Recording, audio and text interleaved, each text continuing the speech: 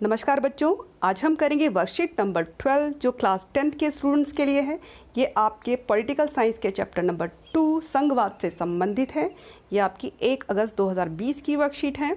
इससे पहले हम 2 वर्कशीट कर चुके हैं, जिससे आप बहुत अच्छे से जान गए होंगे कि संघवाद या संघात्मक सरकार क्या होती है, एकात्मक सरकार क्या होती है। ठीक है, तो एक बार थोड़ा सा और रिवाइज कर लेते हैं कि संघात्मक जो सरकार होती है या संघवाद में होता क्या है, 2 या 2 से अधिक स्तर की सरकारें होती हैं जो ऊर्ध्वाधर चलती है, यानी सबसे ऊपर होती है केंद्र सरकार और उसके नीचे होती है राज्य सरकार। ठीक है, हमारे देश में भी शुरू में 2 ही स्तर थे, केंद्र और उसके नीचे राज्य।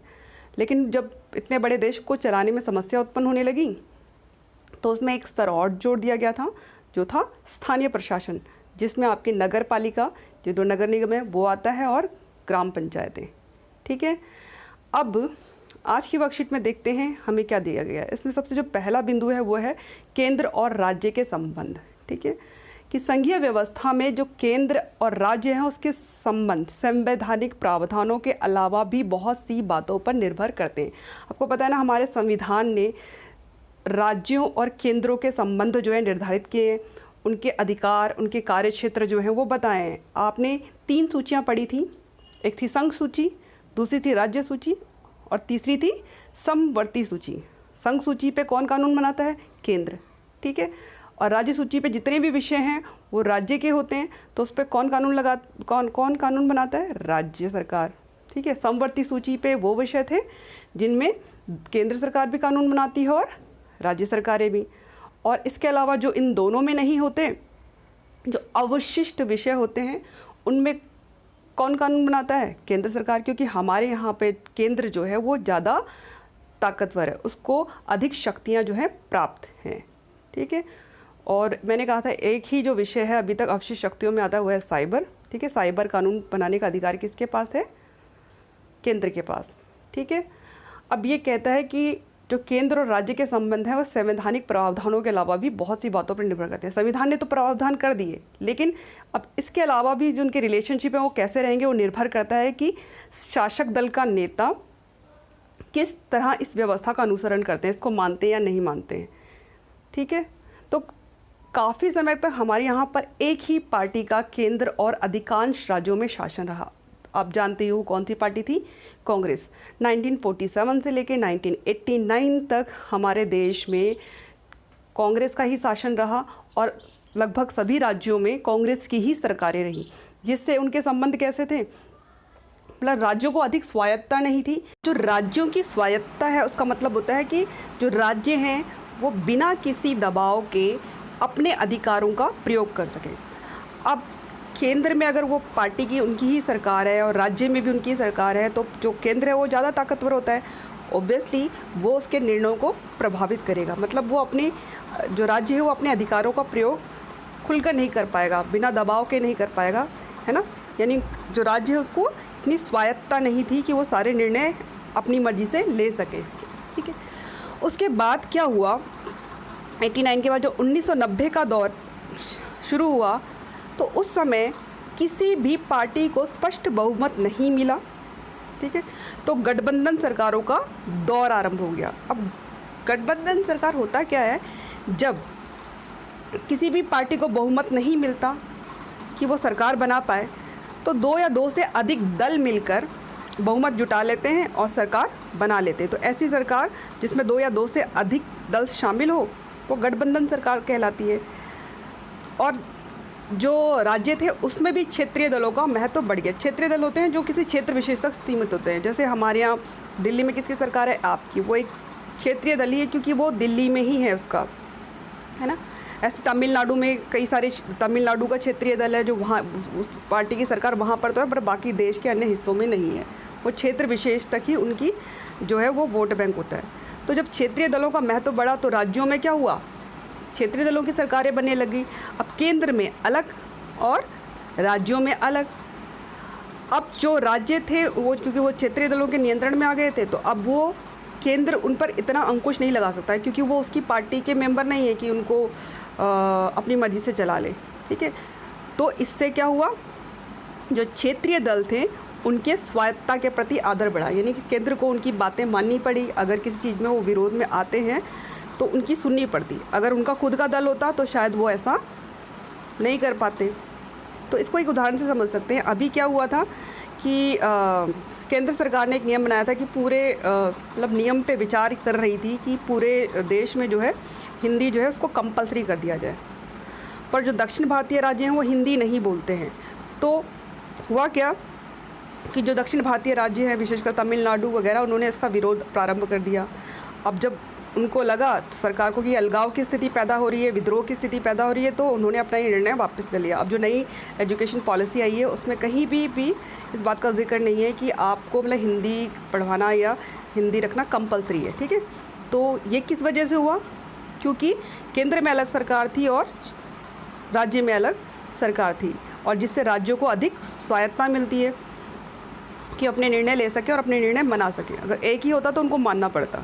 ठीक है, तो जब गठबंधन सरकारों का दौर प्रारंभ हुआ तो इससे क्षेत्रीय दलों का महत्व बढ़ा, जिससे राज्यों की स्वायत्तता के प्रति भी आदर बढ़ा, यानी उनको वो रिस्पेक्ट मिलने लगी जो एक राज्य को मिलनी चाहिए थी।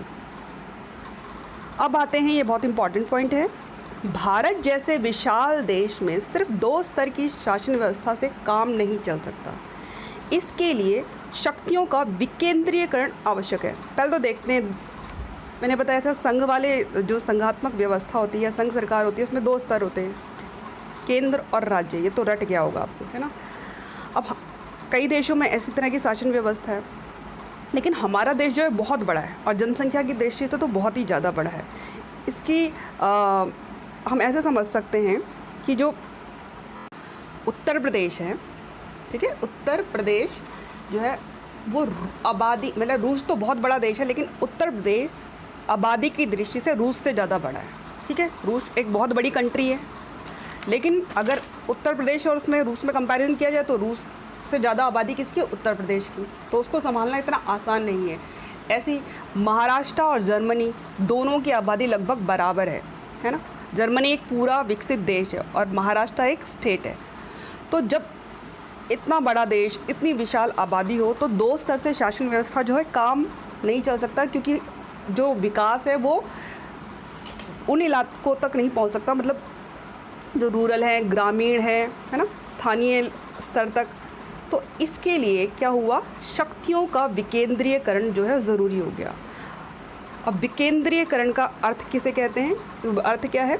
जब केंद्र और राज्य से शक्तियाँ हैं वो स्थानीय सरकारों को दी जाती हैं, तो इसे सत्ता का विकेंद्रीकरण कहते हैं। ये इंपॉर्टेंट लाइन है कि इसमें हम क्या करते हैं सत्ता का विकेंद्रीकरण में, कि राज्य और केंद्र की जो शक्तियाँ हैं थोड़ी थोड़ी वो किसको दे दी जाती है? स्थानीय सरकारों को। स्थानीय सरकारों को मैंने बताया था कौन होता है?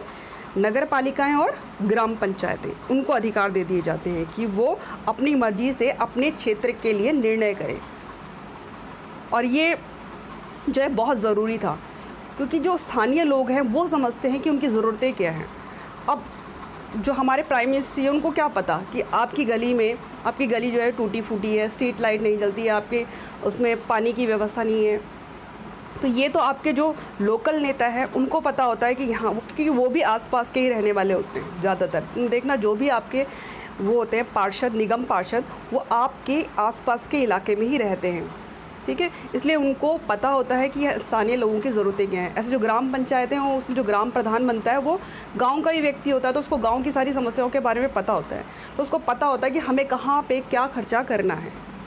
ठीक है, तो इसीलिए कि जो ये जो व्यवस्था है वो सुचारू रूप से चलती रहे, लोगों तक जो सारे जो विकास कार्य हैं वो पहुँचते रहे, तो सत्ता का विकेंद्रीकरण ज़रूरी था। इसीलिए 1992 में संविधान संशोधन द्वारा शासन व्यवस्था के स्थानीय स्तर को संवैधानिक रूप से मजबूत बनाया गया। अब ये जो मजबूत बनाया गया, इसका कारण क्या है? ये जो तीसरा स्तर है वो पहले ही जोड़ दिया गया था, लेकिन हुआ क्या था, जो राज्य और केंद्र सरकारें थी ना, इस स्तर को ना ज़्यादा वो नहीं देती थी, शक्तियाँ नहीं देती थी। उनके चुनाव करवाए तो करवाए, नहीं करवाए तो कोई ज़रूरी नहीं है ना। और इन पे अंकुश रखती थी, नियंत्रण रखती थी, मतलब ये स्वतंत्र नहीं थे अपने निर्णय लेने के लिए। जब ये तीसरा स्तर जो है जोड़ा गया हमारे संविधान में, तो अब इस अव्यवस्था को देखते हुए 1992 में क्या किया गया? एक संविधान संशोधन किया गया और उसके द्वारा इसको जो है स्थानीय स्तर की जो शासन व्यवस्था थी उसको ज़्यादा शक्तियाँ दी गई और उसको संवैधानिक रूप से मजबूत बनाया गया। अब आप देखना हर 5 साल बाद जो है ग्राम पंचायत के भी चुनाव होते हैं और ये जो हम निगम पार्षद चुनते हैं उनके भी चुनाव होते हैं और ये कंपलसरी है, जो काम जो है चुनाव आयोग करवाता है। और इनके जो अधिकार है उस अधिकार क्षेत्र में जो है हमारे जो केंद्र सरकार या राज्य सरकार जो दखल अंदाजी नहीं कर सकती, ठीक है। यानी ये स्वायत्त हैं, ये अपनी मर्ज़ी से अपने क्षेत्र के बारे में निर्णय ले सकते हैं। जो भी उनको पैसा या फंड मिलता है अपनी मर्ज़ी से अपने क्षेत्र के लिए खर्चा कर सकते हैं।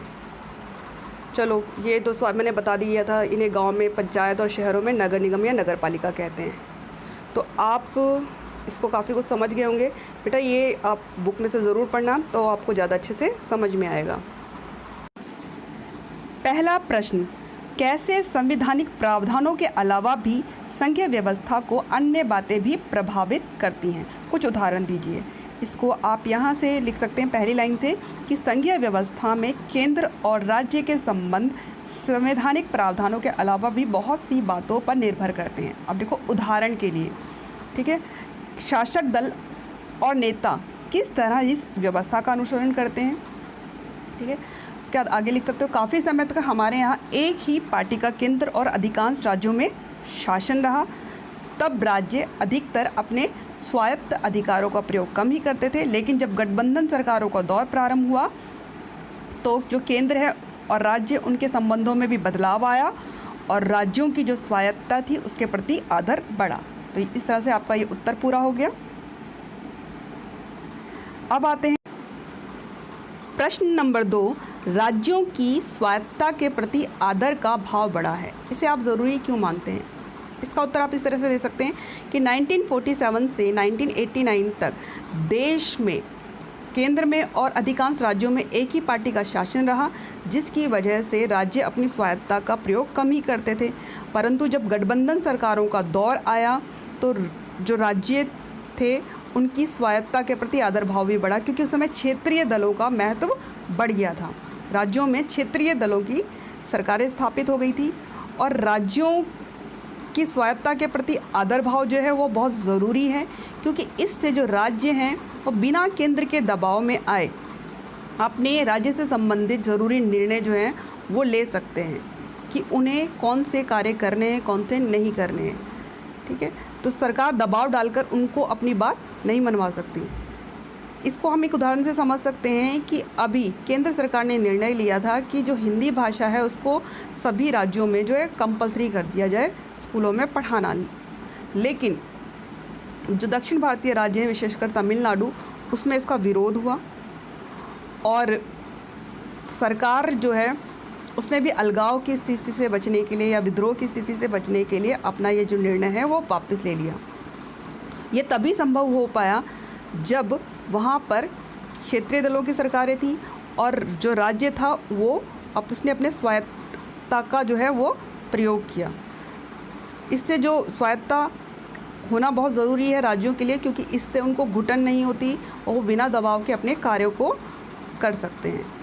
प्रश्न नंबर 3, वर्तमान में किसी ऐसे राज्य का उदाहरण दीजिए जहां गठबंधन सरकार है।